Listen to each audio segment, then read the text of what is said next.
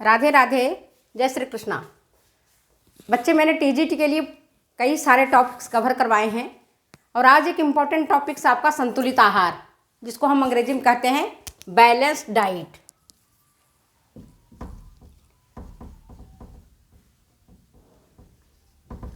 इस पर आज हम चर्चा करेंगे, इस पर हम पढ़ाई करेंगे। बैलेंस्ड डाइट, तो बैलेंस्ड डाइट कहते किसको हैं? पिछले वीडियो में भी मैंने आपको पढ़ाया था कि हमारे आहार में किन्हीं न किन्हीं पोषक तत्वों की अधिकता होती है अथवा कमी हो जाती है। कोई पोषक तत्व या तो हमारे आहार में ज़्यादा होता है या कम हो जाता है, तो वैसे आहार को हम संतुलित आहार नहीं कहेंगे।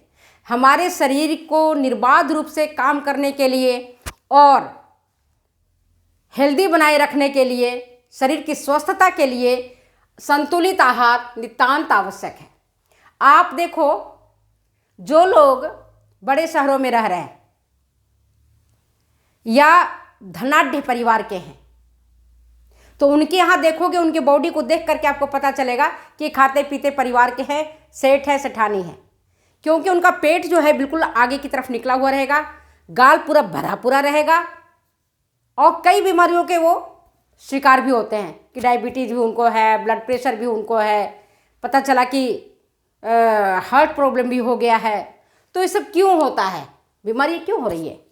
क्योंकि आहार में जब असंतुलन हो जाता है, बैलेंस गड़बड़ा जाता है, बिगड़ जाता है, तो बीमारियां हो जाती हैं। यहाँ बीमारियों पर चर्चा नहीं कर रहे हैं, हम बैलेंस डाइट पर चर्चा कर रहे हैं। तो संतुलित आहार किसको कहेंगे? कि जब सभी पौष्टिक तत्व व्यक्ति विशेष की शारीरिक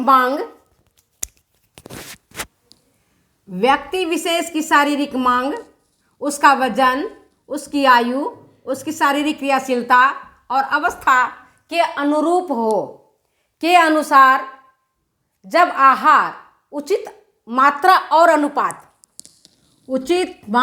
एवं अनुपात में उपस्थित होता है और व्यक्ति भोजन ग्रहण करता है, तब उसे हम कहते हैं बैलेंस डाइट।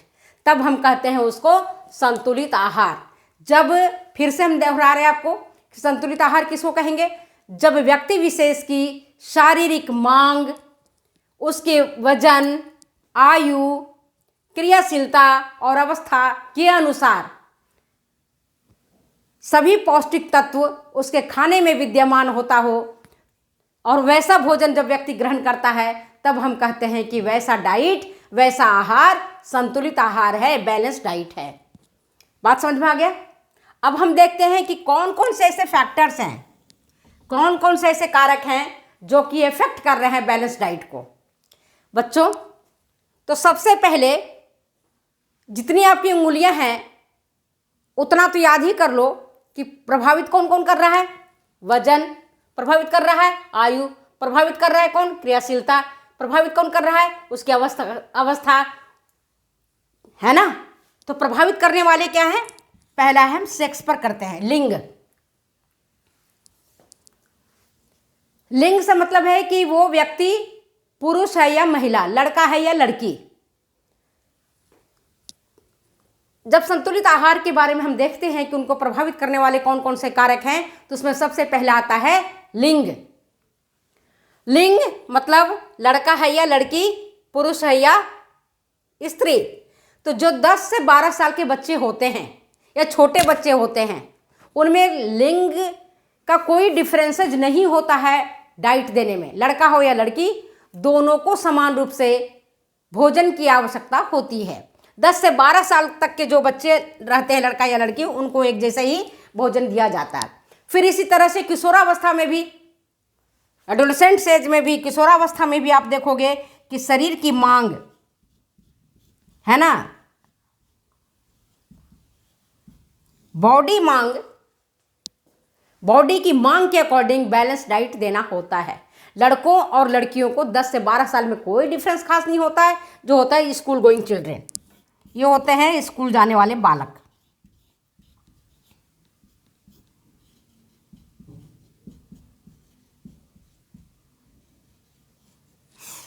इनको तो एक जैसे ही आहार दिया जाता है, लड़का हो या लड़की।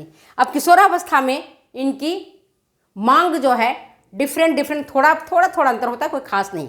एडल्ट एज में अब चले जाओ तो बात अलग होता है।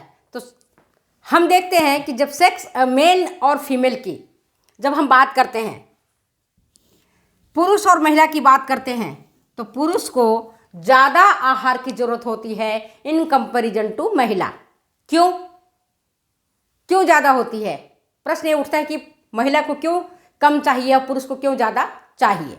तो देखो, पुरुष का जो होता है शारीरिक आकार, उसकी लंबाई, उसका वजन, उनकी क्रियाशीलता, ये सब महिला की तुलना में अधिक होता है। आप ये देखो, बहुत कम महिलाएं होंगी जिनकी हाइट 5, 6, 5, 7, 5, 8 होता है, लेकिन बहुत ऐसे पुरुष मिल जाएंगे सामान्यतः जो 5, 5, 5, 6, 5, 7, 5, 8 के होते ही हैं।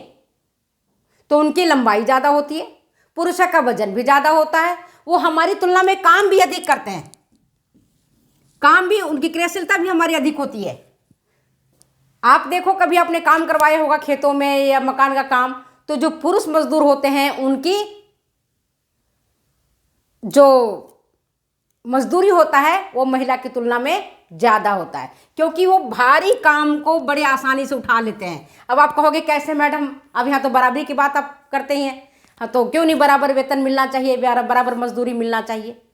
उनकी इस तरह से भगवान ने, परमपिता परमेश्वर ने इस तरह से शारीरिक रचना की है, शरीर की रचना ही की है कि वो भारी वजन को उठा सकते हैं। हमें अगर कोई कह दिया जाए कि 25 से 30 किलो गेहूं की बोरी उठा करके इस कमरे से उस कमरे में रखना है, तो अपनी जोर आ जाती है। आप अक्सर प्लेटफॉर्म में जाते होंगे, बस स्टैंड में जाते होंगे, देखते होंगे, आप अपने घरों में भी देखते होंगे कि ये भारी काम, भारी झोला, भारी बैग, भारी बोरा कौन उठाता है? पुरुष उठाता है, पुरुष उठाता है, और महिलाएं उससे कम वजन की चीजें उठा करके ट्रेन में बैठती हैं या बस में बैठती हैं, अक्सर आप देखोगे।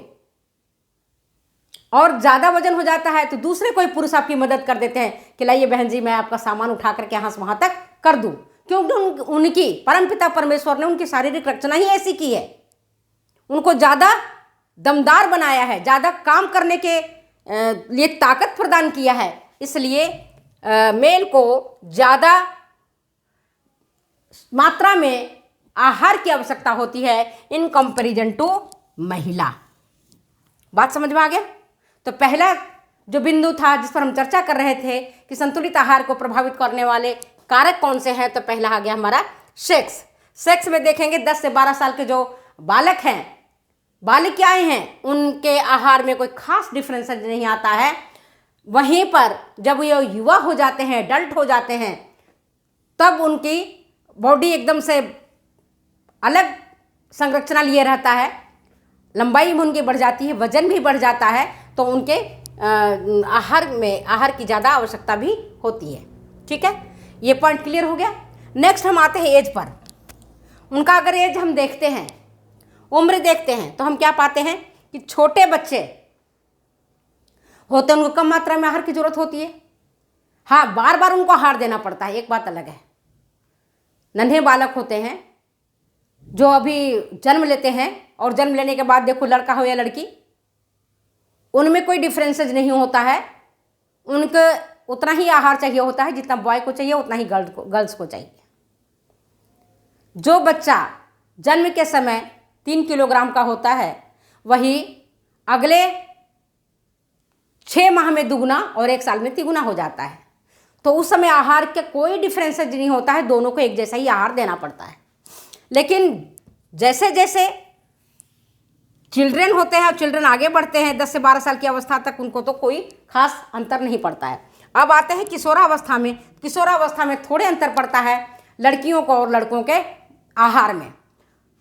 फिर जैसे एडल्ट अवस्था में पहुंचता है व्यक्ति, तो एडल्ट अवस्था में लड़के और लड़कियों के आहार में, स्त्री और पुरुष के संतुलित आहार में अंतर पड़ता है। लड़कों को ज़्यादा आहार दिया जाता है, लड़कियों को कम आहार की आवश्यकता होती है। अगर लड़के के बराबर लड़कियां भी खाने लगेंगी तो मोटी हो जाएंगी, फैटी हो जाएंगी।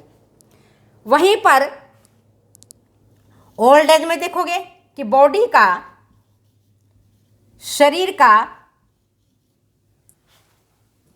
की जो कोशिकाएं हैं वो डैमेज होने लगती हैं, हाथों में झुर्रियां पड़ने लगते हैं, गालों में झुर्रियां पड़ने लगते हैं, और त्वचा से मांस से आप देखोगे त्वचा लटकने लगता है नीचे की तरफ, दांत टूटने लगते हैं, आंखों से दिखाई कम पड़ता है, कान से सुनाई कम पड़ता है। ये सब किसके लक्षण हैं? वृद्धावस्था के लक्षण है। तो वृद्धावस्था में बैलेंस डाइट नितांत आवश्यक होता है।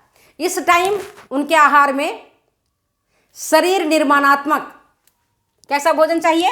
जो शरीर का निर्माण करे और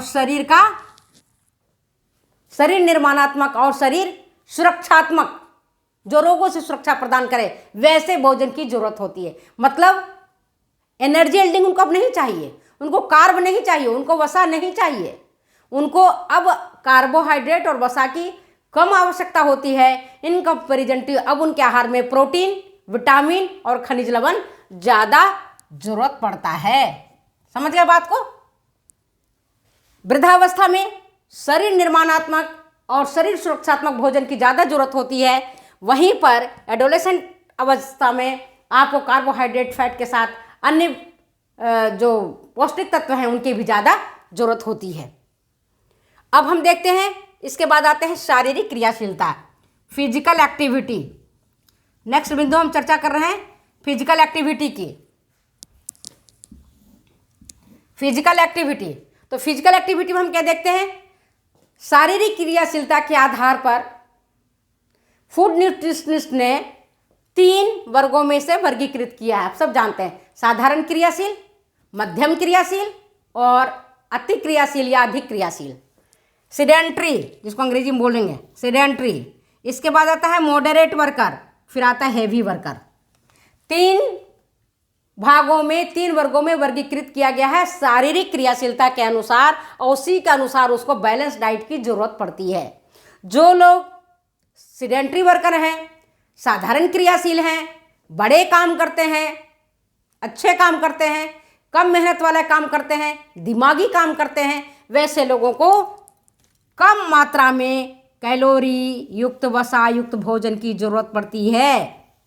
उनको कम मात्रा में सब कुछ चाहिए, खास करके कैलोरी और वसा कम मात्रा में इनकी जरूरत पड़ती है।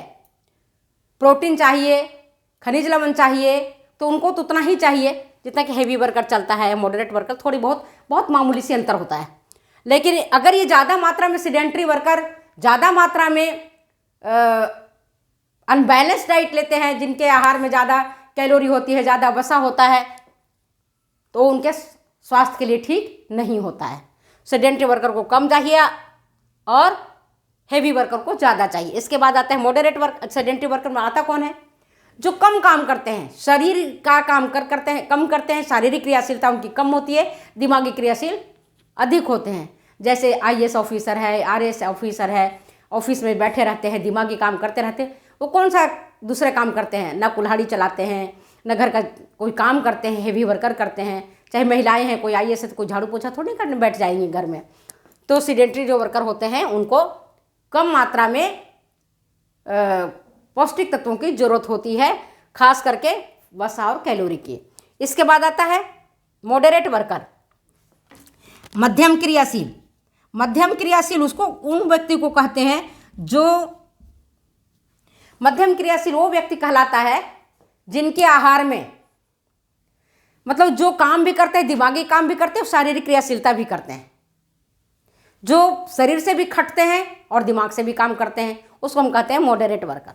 तो मॉडरेट वर्कर को मतलब कि हेवी वर्कर की तुलना में और सेडेंट्री वर्कर की तुलना में ज़्यादा कैलोरी और ज़्यादा वसा की जरूरत पड़ती है। तुलनात्मक रूप से मैं आपको बता रही हूँ, ज़्यादा कैलोरी, ऊर्जादायक जो चीज़ें होती हैं इनकी सेडेंट्री वर्कर की तुलना में ज़्यादा होती है और हेवी वर्कर की तुलना में कम होती है। ऐसे लोग कौन हैं? जैसे शिक्षक हैं, क्लर्क है, चपरासी है,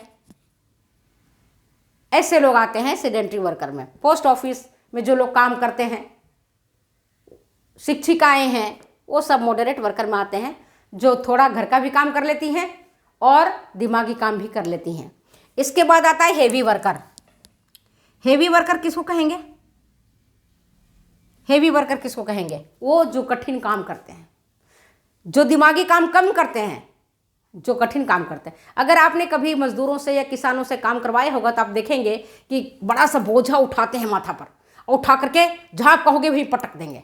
वो थोड़ा भी ढंग से नहीं रखेंगे, क्योंकि वो ज़्यादा दिमाग का इस्तेमाल करते ही नहीं है। वो क्या करते हैं, अपने शरीर का ज़्यादा इस्तेमाल करते हैं। शरीर के इस्तेमाल के कारण उनके बॉडी की ज़्यादा मात्रा में ऊर्जादायक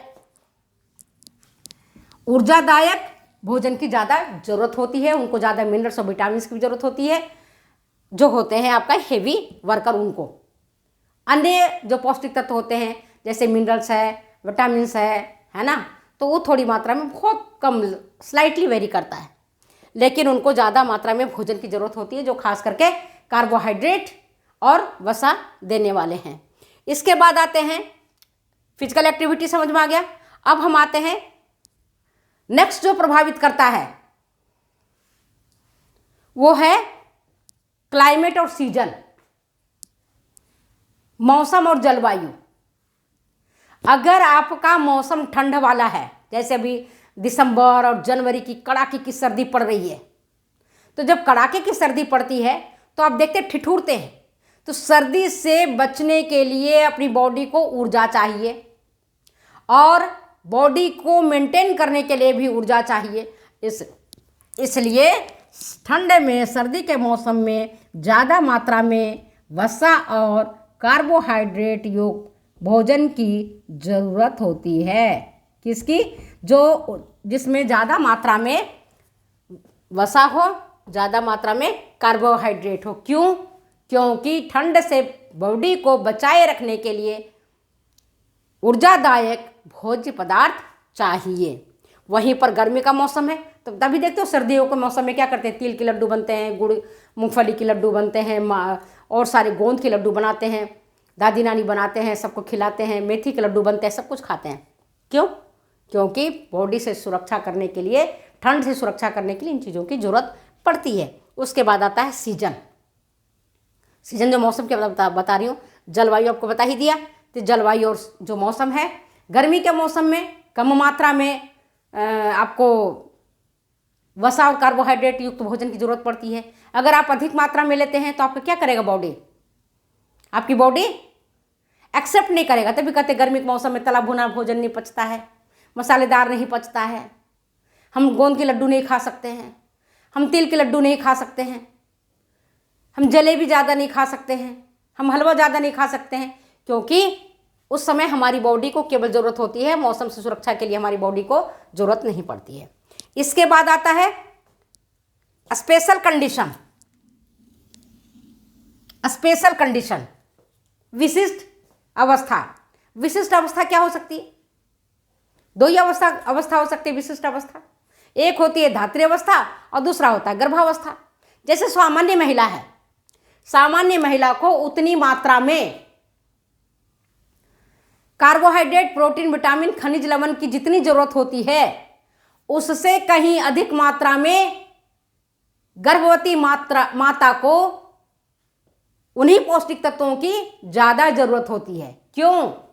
गर्भवती माता को क्यों ज़्यादा ज़रूरत होती है? क्योंकि उसका अपने स्वयं की बॉडी का और उसके पेट के भीतर जो बच्चा पल रहा होता है उसके बढ़वार के लिए, उसके स्वास्थ्य के लिए अतिरिक्त मात्रा में पौष्टिक तत्वों की ज़रूरत होती है, जिसमें कार्बोहाइड्रेट भी है, विटामिन है, खनिज लवण है, प्रोटीन है, वसा है। इन चीज़ों की मांग ज़्यादा होती है गर्भावस्था और धात्री अवस्था में। तो आज मैंने आपको बैलेंस डाइट पर चर्चा किया है। तो वीडियो अगर अच्छी लगती है बच्चे तो प्लीज़ शेयर करना, कमेंट करना और सब्सक्राइब करना। आगे से नेक्स्ट वीडियो में मैं इसी से संबंधित प्रश्न पूछूंगी और आपको बताऊंगी उसका आंसर क्या होगा। बहुत बच्चे मैं देखती हूँ जो कहते हैं मैडम हमें तो क्वेश्चन करा दीजिए, लेकिन जब क्वेश्चन देखती हूँ, कराती हूँ, तो मैं देखती हूँ कि उनके जो व्यूज होते हैं बहुत कम आते हैं। क्यों? क्योंकि वो देखते ही नहीं है या पढ़ते ही नहीं है, या पढ़ते हैं तो ज़्यादा बार बार पसंद नहीं करते हैं, क्योंकि पढ़ाई इतना सरल नहीं होता, आसान नहीं होता, कुछ ही बच्चे उसको देखते हैं, पढ़ते हैं। तो क्या करना है कि जब हम क्वेश्चंस बताते हैं आपको और जब हम आपको पढ़ाते हैं तो उसको भी आप देखा करो। फिर से हम एक बार बैलेंस डाइट पर जाते हैं। बैलेंस डाइट किसको कहते हैं? आपको पता है कि जब आहार में सभी पौष्टिक तत्व, व्यक्ति विशेष की शारीरिक मांग, उसका वजन, उसकी आयु, उसकी क्रियाशीलता और उसकी अवस्था को देखते हुए तैयार किया जाता है, उचित मात्रा में और उचित अनुपात में रहता है, उसको हम कहते हैं बैलेंस डाइट। अब बैलेंस डाइट को इफेक्ट करने वाले कौन कौन से कारक हैं? पहला बताया सेक्स, पुरुष को ज़्यादा मात्रा में पौष्टिक तत्वों की जरूरत होती है इन कंपेरिजन टू महिला। फिर एज में देखेंगे तो एडोलेसेंट तक तो खास करके डिफरेंस कुछ भी नहीं आता है। एडल्ट अवस्था तक आते आते पुरुष को ज़्यादा चाहिए, महिला को कम चाहिए। ओल्ड अवस्था में बॉडी को सुरक्षा देने के लिए, रोगों से बचाने के लिए सुरक्षात्मक भोजन की जरूरत होती है, जैसे प्रोटीन, विटामिन, खनिज लवण की ज़्यादा जरूरत होती है और फैट और कार्बोहाइड्रेट की कम जरूरत होती है। इसके बाद देखते हैं हम फिजिकल एक्टिविटी में, तो सेडेंट्री वर्कर को कम मात्रा में पौष्टिक तत्वों की जरूरत होती है, मॉडरेट को बीच बीच की अवस्था में जरूरत होती है और हेवी वर्कर को ज़्यादा मात्रा में सभी पौष्टिक तत्वों की ज़्यादा आवश्यकता होती है, खास करके उसको कार्बोज युक्त भोजन जिसमें कि अधिक मात्रा में कार्बोहाइड्रेट हो, जो उसकी ऊर्जा की पूर्ति कर सके, जिसमें आपके किसान हो गए, रिक्शा पुलर हो गया, कूली हो गया, मजदूर हो गए, खेतों में हल चला रहे हैं, दिन भर मेहनत कर रहे हैं, कठोर मेहनत कर रहे हैं, उनको ज़्यादा मात्रा में चाहिए होता है। लेकिन हमारे जो आर्थिक कंडीशन देखते हैं तो देखते हैं बेचारे किसानों को और गरीब और मजदूरों को तो मिलता ही नहीं है भोजन। जो बैठे रहते हैं सेडेंट्री वर्कर, ऑफिसर जो बैठे रहते हैं, ये ज़्यादा मात्रा में खाते हैं और ज़्यादा मात्रा में खाते हैं तो इनको ज़्यादा बीमारियां भी होती है, हार्ट अटैक भी होता है, शुगर के मरीज भी हो जाते हैं और पता चला कि आपके हार्ट डिजीज भी हो गया, किडनी फेल भी होने लगे, क्योंकि अतिरिक्त मात्रा में वो भोजन ग्रहण करते ही रहते हैं। तो आपको ये समझ में आ गया। इसके बाद स्पेशल कंडीशन मैंने बता दिया। स्पेशल कंडीशन गर्भावस्था, धात्री अवस्था में सामान्य स्त्री की तुलना में ज़्यादा पौष्टिक तत्वों की जरूरत होती है। और इसका क्लाइमेट एंड सीजन में बता दिए, सर्दी के मौसम में ज़्यादा ऊर्जादायक भोज्य पदार्थों की जरूरत होती है इन कंपेरिजन टू गर्मी के मौसम में। तो चलो, मैंने आपको आज पढ़ा दिया है। तो वीडियो अच्छी लगती है तो प्लीज़ शेयर करें, कमेंट करें, सब्सक्राइब करें। फिर मिलेंगे हम अगली बातों में।